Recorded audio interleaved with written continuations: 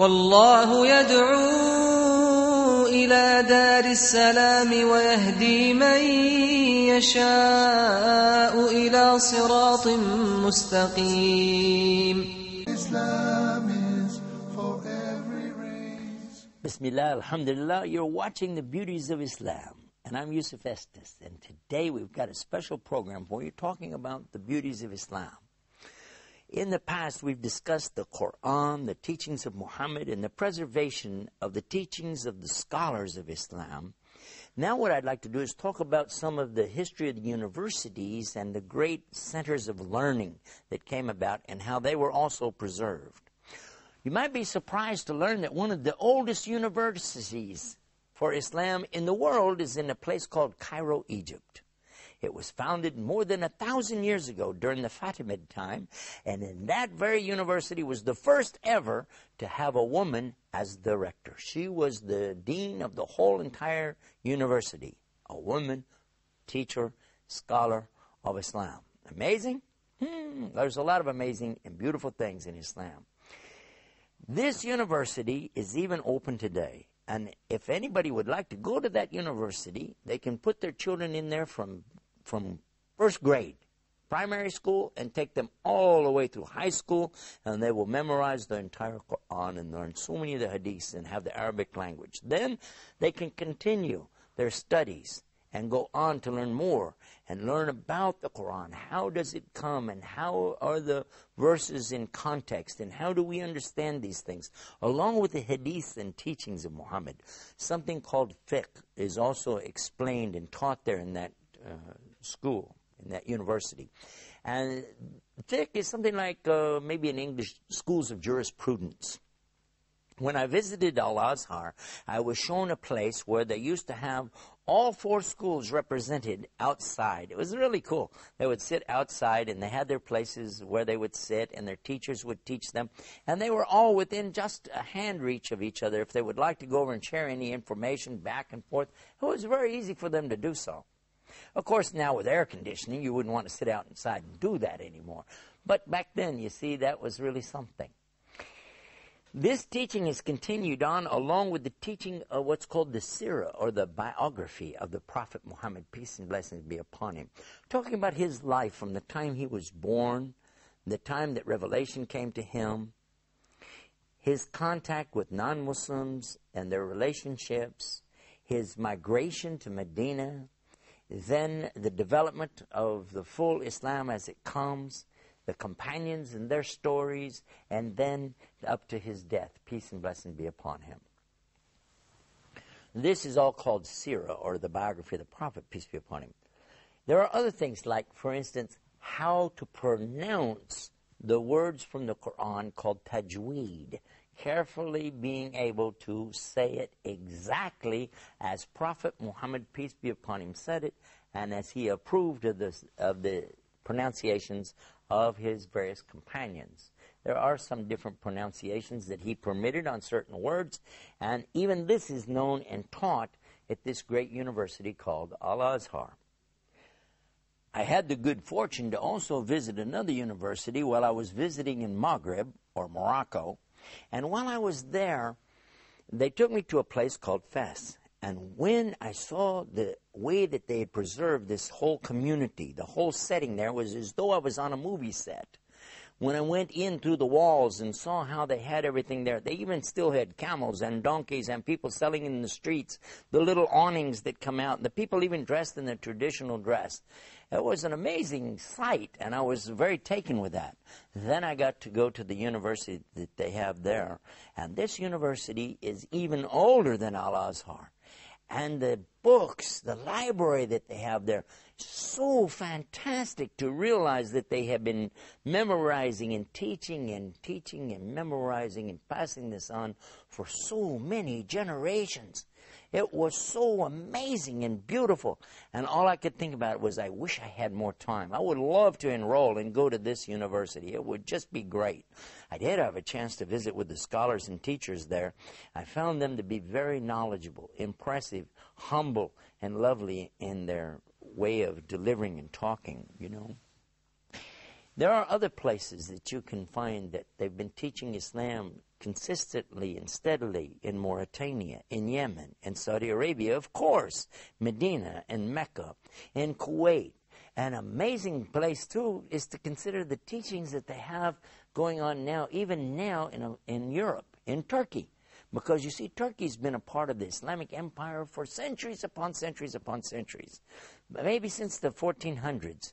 And they've had these centers for learning.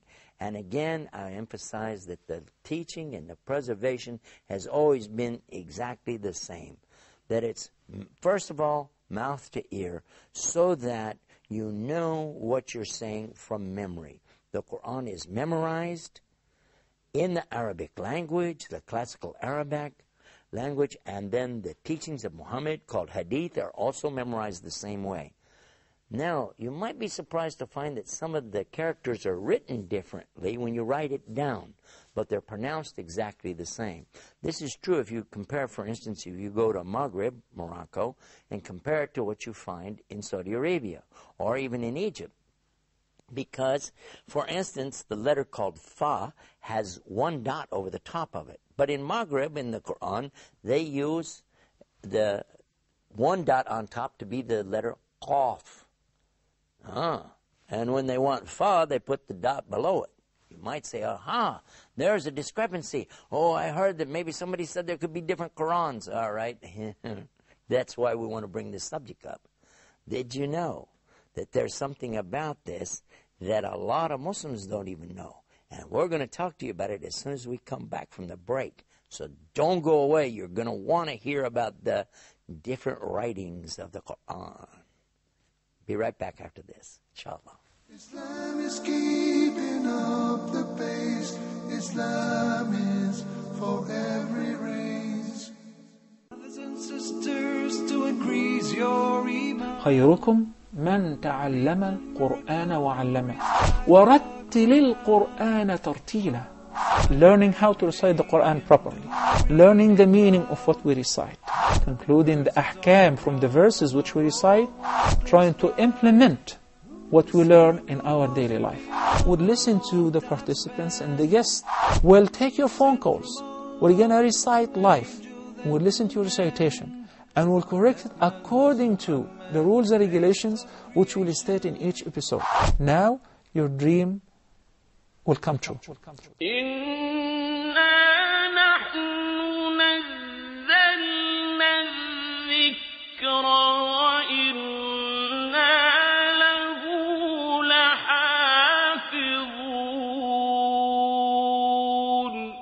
Islam is keeping up the pace. Islam is for every race. We're back and you're watching the Beauties of Islam, and we've been talking about preservation of the information of Islam. We've been talking about the universities, the institutes, schools of learning. And then just before we went to break, I decided to give you a little taste of something to keep your curiosity piqued. And that was a subject about the different writings in the Quran. And how could it be that there are different Qurans? Well, in fact, you can go to the museums where the Quran is still preserved today. And what I'm talking about here, it's preserved two ways. When I was visiting in Istanbul, in the Topkapi Museum, which is really now set up as a museum, but it used to be a part of the Caliph's compound. It was a very beautiful setup that he had. And now they have such things on display as the swords that were used by the companions and different clothing and articles and headgear and so on. It's all preserved there. One of the things they have is the text of the Quran, written out by hand, of course. It's long before printing presses. And you look at it and you'll say, wait a minute, that's not Arabic. I know Arabic. It doesn't look like Arabic. What is this? Well, they have the same thing exactly if you go to the museum, which is located in Tashkent, Uzbekistan. This is the home of the great imams, such as Imam Bukhari, Imam Muslim, Imam Tirmidhi, and many more.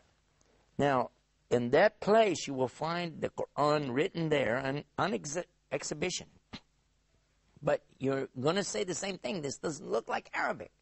And if you go to England, to the museum there, you're going to see again, this doesn't look like Arabic.